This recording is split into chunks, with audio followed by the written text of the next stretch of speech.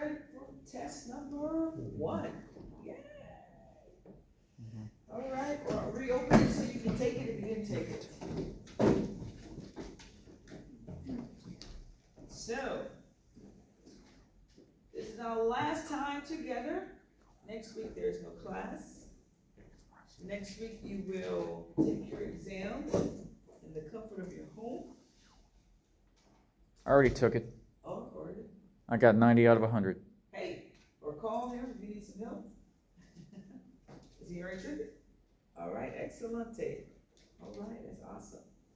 All right, and this is it. I grade everything, so make sure you submit everything.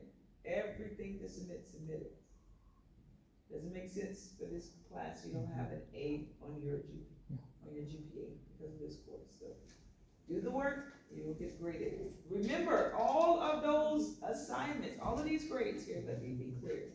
Let me show you these beautiful things that many people are overlooking. They're thinking it doesn't really matter. It matters.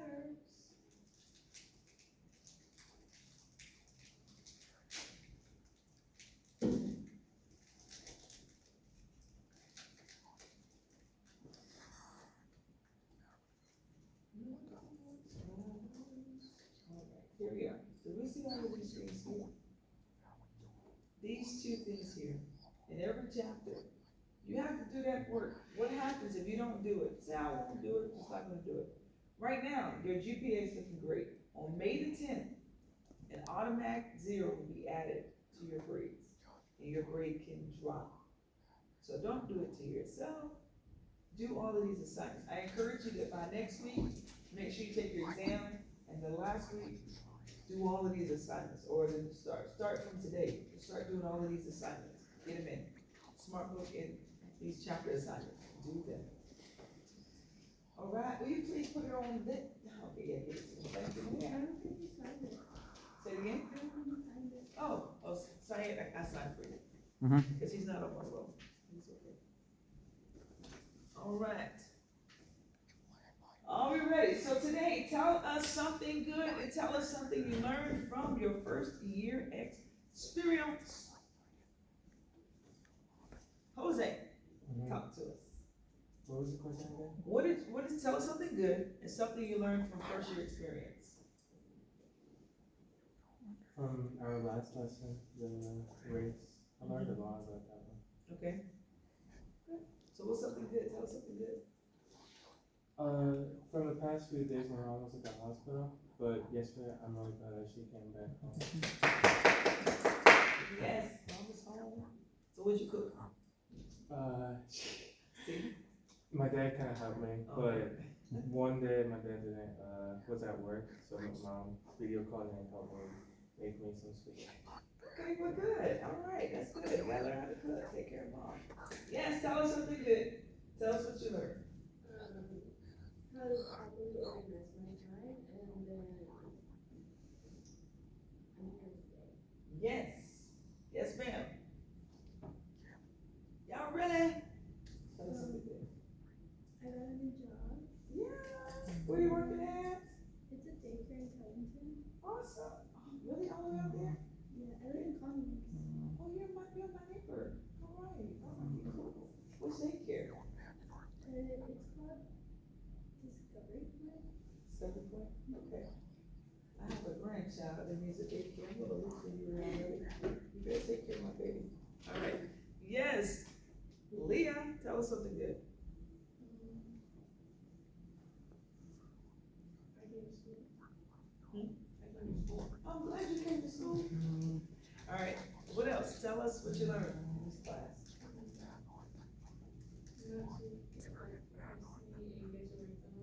Good job. All right, say it.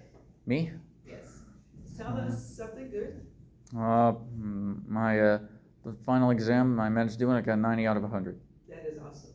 Tell us something you've learned from your first year experience. Reading and writing skills. Okay, good.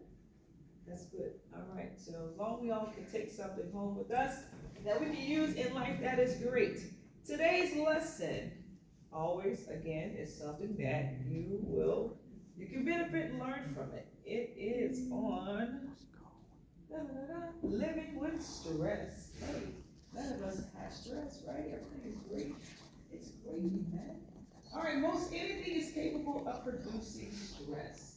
Stress is the physical and emotional response to events that threaten or challenge us. So stress is in any way. How many of you felt stressed when your alarm went off this morning? I had some stress going on. I wanted to stay in the bed. See, now somebody wouldn't consider that stress, but that is stress. Anything that makes you want to do something you don't do. Whoa. She testifies. It is stress. Now, there are three main types of stressors. You have cataclysmic events. It sounds just the way, it means what it sounds. Something life-changing. Anybody had any life-changing events within the year, in this past year? If not, thank God. Sometimes, oh, you did, okay. Do you want to share? Yeah, I flipped my car. Yes, share about that's life-changing. Because you all are looking at her, right? You're like, what? So the other alternative is that, what, we would not be looking at her, right? For many reasons. So we thank God He made it through that event. Now we have personal stressors, that's relationships, jobs, school, work, grades, just daily, those things that affect us, happens, unexpected. Mom had to go to the hospital, that's a personal stressor, but she's back home now, okay? Now you have the daily hassles of getting up out of the bed when the alarm goes off. So everybody lives with some degree of stress. Now, look at the board. Tell me, what is the top stressor that has been like the top stressor in your life or right now? What's causing the most stress for you? And if it's not on the board, tell us, what it is. Leah, start with you. What is it?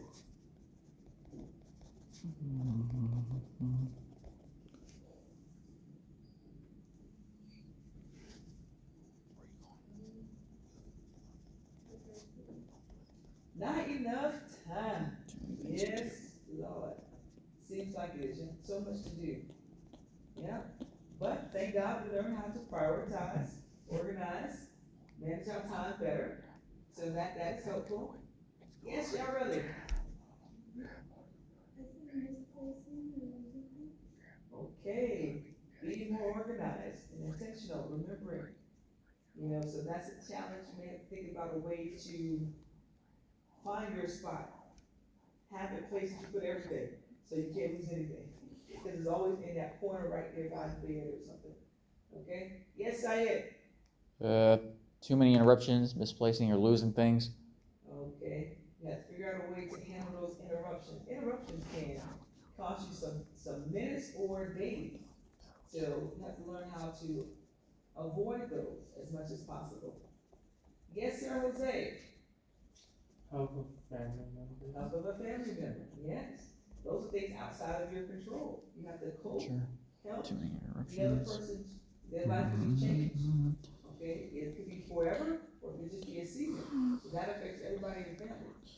Yes, Hunsley. Too many things to do and not enough time. Too many things to do, not enough time. Those are definitely issues where we can have stress. All right, what is happening when we experience stress? When stress is high, you will feel it in your body. Has anybody experienced this? Your heart beat faster, breathing becomes shallow, you sweat, internal organs begin to churn. I mean, that sounds so serious, but it happens. You can't see it, but sometimes you're not even paying attention that it's happening to you, but it happens. Okay, now these symptoms wear down the immune system and leave people open to disease. So make sure that you handle stress. You take care of it. So some of the diseases that has affected people could be resulted just from stress and not being able to manage it properly. Now, how do you handle stress? You have to prepare yourself physically. You have to understand that, number one, it's a part of life. So if you let the less things you let surprise you will help you to overcome it. If everything is a shock and a surprise to your system. But if you realize, okay, this is life, this just happened, and it's terrible, okay, I can deal with it. It hurts, I will be able to make it through this. have to begin to prepare yourself. Help your body physically. We're gonna talk more about that a little later. Identify your stressors. What are the greatest stressors right now in your life? School related, relationship, or work related. So know what's going on with you. It could be your own self, your own health could be causing a lot of stress. Simply listing them will give a sense of control, means that you know that this is it, and you can have a plan to deal with each effectively. Now, these are all tactics and strategies that one uses to handle deals with stress. So many things here, from being kind to yourself, look for a silver lining, or situation. So I want you to look at the board and think about what is your way to handle stress the most? What is your go-to? What do you do mostly? What helps you? And if it's not on the board, tell us what helps you, because it might help us. So Jose, you first. I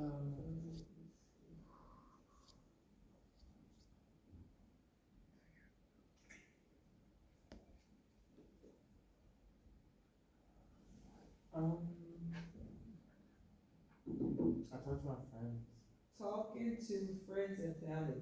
That is a great way to help reduce stress. How many of you, when things happen, you shut down, you don't want to talk to nobody? Yes. Now, in those moments, a few things could happen. Maybe you just get quiet, back away a little bit, and settle it inside yourself, or you can ruminate over the situation and it becomes bigger, bigger. More negative thoughts come, and it takes you to a place that's not the best. It takes you a little while to get out of it, and maybe treat people not the best, not be as friendly. And then after some time, you get yourself back together. That can happen.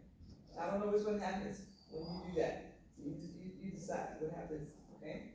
But talking to people is helpful. There is comfort, there is safety in the multitude of counsel. There is safety, there's comfort with people. If the people you're around are not comforting you, helping you, then choose to find some other people. But there's people that can help. You know, you don't even have to be close to a person just to talk, share what's going on. Sometimes just letting it go helps you. Yes, sir. Yes, ma'am. Answer. What's your go-to? Don't waste energy trying to change the unchangeable. How many people try to change another person? Has anybody tried to change a person? If you ever tried, you realize you can't change a person. The only person you can change is you. It's the only person you can change. I can only change me. I can influence you. I can give you advice, but you have to accept it and apply it. So I cannot change you, but I can influence you. So don't put energy on something that you cannot change. If your car, example, her car flipped, what happened to the car? Okay, can you change that? There's nothing, I mean, you try to pick up the bumper and all of this, no, put it back. It's still not gonna fix the car, right? So she could waste time, energy, effort trying to change something that cannot change. Don't do it. All right, y'all ready? What do you do? I accept the change part of life and Yeah, change is a part of life. You know, it happens. You get past it. Don't be kind to yourself. Yes, Syed, what do you do?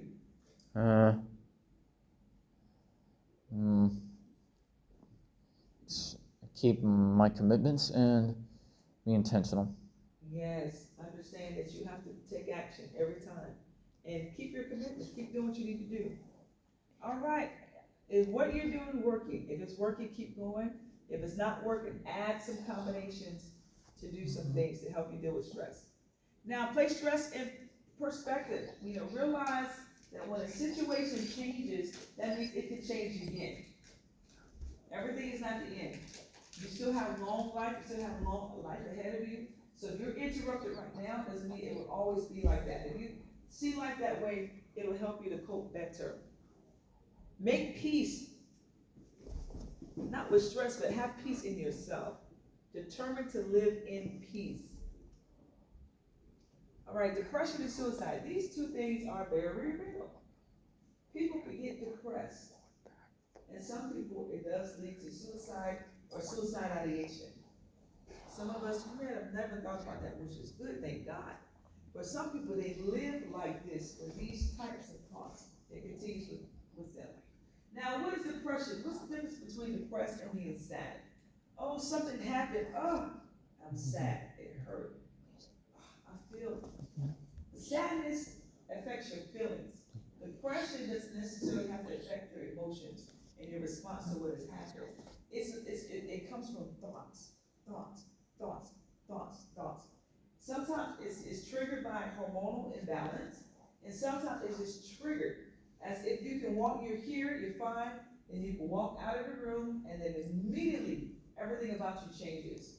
The thoughts changes, you begin hopeless, you begin despair, negativity just surrounds you, you feel weighted down. That's depression. When that happens, or if that happens, and someone you know is experiencing that, encourage them to get help, you get help. It's similar to a person who is feeling heart pains in their chest, and it could be a heart attack. That's the exact same thing. Your mind is being attacked, and it needs help. So go get help for yourself. Now there's warnings for people that have suicide ideations, school problems, self-destructive behavior. Are they being kind to themselves? Not eat, withdrawal, changing appetite, eating too much, too little, just weird stuff. Distancing, withdrawal from friends and peers, distancing at a consistent rate, just staying away, always alone, always by themselves. A preoccupation with death and afterlife. And these are the type of thoughts one is thinking continuously or talking about. Or an explicit announcement of suicidal thoughts. Do not play with that. If you, your friends, are experiencing this, let you get the help that you need, because your life is valuable. Life is beautiful. All right, now, there are some things that causes stress on people more, which is post-traumatic stress disorder. That is the response to a traumatic experience that someone endured. Now, this term came after World War II, when the soldiers came back, the veterans came back, the soldiers came back from war, and their life was altered because of what they experienced, what they saw. It was traumatizing. So it was very difficult for them to cope and get back to regular life because of exposure. That's post-traumatic stress disorder. If you experience something, and because of the stress, it traumatized you so much, it traumatized a person so much that they're not able to continue with regular life. There's help though. There's help. Now, ACEs is adverse childhood experiences, meaning that a person experienced something growing up as a child. They are very terrible, whether abuse, neglect, and what's the other one? It's on one of these slides. Abuse, neglect, and dysfunctional family. It can have a lasting effect in one's life. So, and when a person could be triggered by memories that can paralyze a person for a moment, thoughts, be reminded of things that were said, experiences felt, that can have an effect on a person. So these things can add more stress, but there is help. Get help. Get the help that is needed. Now this area is something that every human experiences. It's the loss of a loved one. Somebody dies. Death of a loved one is it says the most stressful event in a person's life. It can be the most stressful event, because in that losing the person, there's an absence, a vacancy, and one would have to live without that person again. That produces a lot of stress. But there's hope. There's ways to overcome it. So the initial reactions are shock, denial, reality of the death, enormous sadness. They said depression, but depression is not a part of sadness and grief. It's something different. A yearning of the loved one that was passed away, that is true. Now, in time, we return to our lives and can even become as happy as we were before. That is true. So after someone passes, after they're gone, some people have to make a decision. Do I keep living? Can I be happy to be alive if they're not here? You're alive, they're not here. There's nothing that can change. You cannot change that. So be happy with your life while you're here. Live your life. Be happy. Find peace, find joy, receive comfort. Move forward. Adverse childhood experiences. Yes, ACEs. So if anybody's experienced this, if you have a friend, co-worker that has experiences this, classmate experiences this, then help the person, help them, lead them to some type of solution. Okay? Lead them to help so that they can overcome. And if you're experiencing that, if there's lingering effects and consequences of the things you experience as a child, if sometimes it becomes very difficult to cope with those experiences, then get the help that you need. Now, if someone passes, we already talked about that. Now, next aspect of dealing with stress, so we talked about those three, is you yourself have to keep well. How many of you are the snackers? How many snackers in the house? Oh, I like the junky foods, chips and soda. Any soda people? I'm so glad. Thank you. We're gonna get through this, okay? These soda alone is not good for you. All right, but these things do affect your body. Now, one thing about life, the stronger you are physically, the stronger you are able to handle issues that happen in life. So keep yourself healthy. Eat the right types of foods.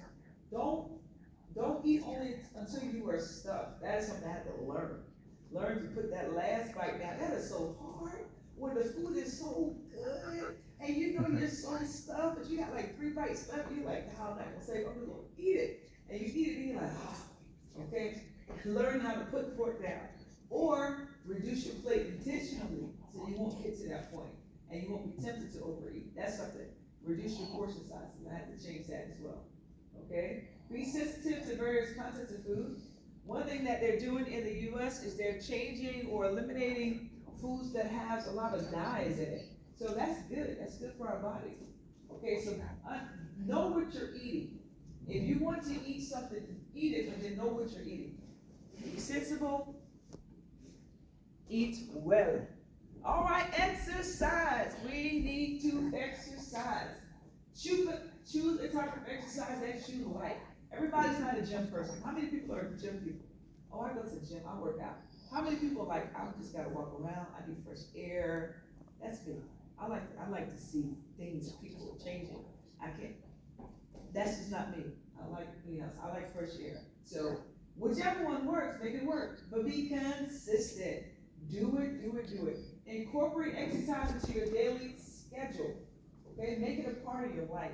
Because as you grow up, people, the way you grow up now is how you will live, how you will be when you get older. And if you think that now that you're not as active, the older you get, you're going to decrease activity. So you have to intentionally keep yourself active and make that a priority part of your life. Because then your family will have more healthier habits. Now, how many people need more sleep? This will help your brain. Helps to get rid of stress by taking a nap. Have anybody talked to somebody that was just grumpy because they just needed a nap, like we just need a nap? I was talking to somebody and they said, you gotta drink some water. I drank water, I felt better. But I got what the person was saying, just calm down, just drink some water, take a nap. My children used to say that to me all the time. I used to come home and be grumpy and like, Mom, you need a nap?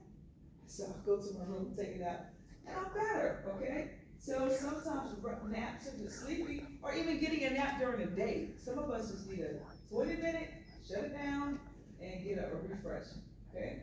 Now, I don't know about drinking a glass of milk at bedtime. That's what they said way back in the day. Anybody does that? Does it work for you? Did anybody drink milk before going to bed?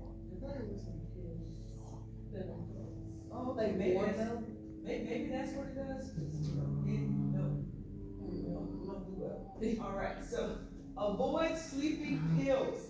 Now, if you're having problems sleeping, the worst thing you want to do at this stage in your life is introduce something foreign to make you sleep because you're young. So if you train yourself to sleep with pills, that means your body will become dependent upon it. So don't make yourself dependent on unnatural processes. Try your best to ensure that everything about your body is naturally done. Sleeping, eating, waking, everything. Make sure it's natural. and not with aid. Now, we're talking about drug use and abuse. So, you're grown. See, I did that, you're grown. Some growner than others, okay?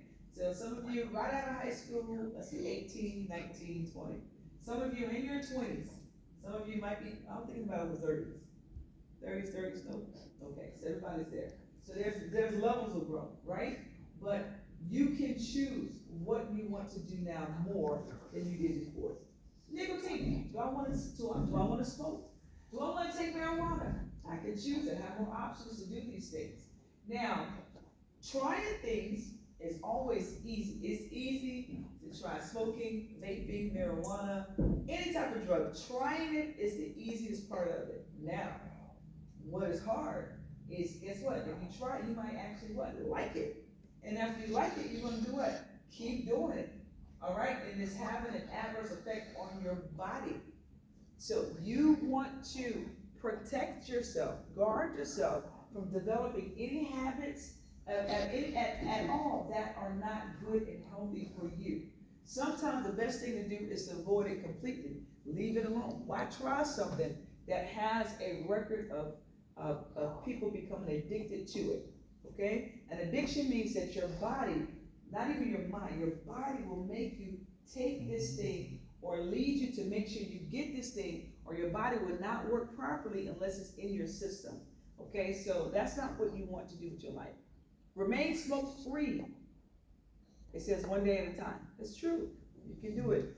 Get the support, help yourself. Vaping and e-cigarettes. This is something becoming more trendy. It's a very dangerous trend because there is not enough research that can share with the world about the damaging effects of vaping and e-cigarettes. One thing about nicotine, it's been tested over 50 years at least. E-cigarettes and vaping, they don't have 20 years, 30 years of data that can show one what is the after effects of your body. So you're ingesting, a person's ingesting toxins in their bodies. So it's not as safe as anything. So when you think about these things, you might say, oh, well, it's not this, it's not this, it's not that, but it's something that you're ingesting into your system. That is not normal. And your body wasn't made for that. So I encourage you, leave it alone. Some research suggests that young users are prone to become regular cigarette smokers. So one thing about it is when you start somewhere, it continues to grow. So once you're doing this, one can go to this, and one can go to something totally different. So the best thing to do is not to start. Now alcohol has been around forever. Now, some people take their glass of wine, some people go to the bar, get a drink, okay. Well, look at this. 50% of male students and 40% of female students have engaged in binge drinking. Do you know why it's said this way? It's because it's related to people going to college and they party. Oh, the party, you go to college now. You hit all of the parties, go to the clubs, you have fun, and you drink a lot, drink too much, all right? So the thing about everything in life is moderation. Moderation. Those binge drinking in those moments, one can have a crisis, one could be make themselves vulnerable. Anything could happen in those moments. You never want to put yourself in a situation where you don't have control over yourself, of what you're doing, what you're thinking. So if you're drinking to the point that you pass out, or you're drinking to the point that you don't know what you're doing, and you can't remember it tomorrow, that's too much, okay? It may feel fun, but the thing is, where are you? How have you made yourself vulnerable? Who's around you? Who can take advantage at that moment? You have to be wiser. You have to be wiser. So be wise, be responsible. Illegal drugs, back on drug use and abuse. 1/3 of college students have admitted to using illegal drugs in the past year. All right, think about you. Don't do it. Just don't do it. One thing about like people who are working now who want jobs, they test your urine, they test your hair strength, your hair.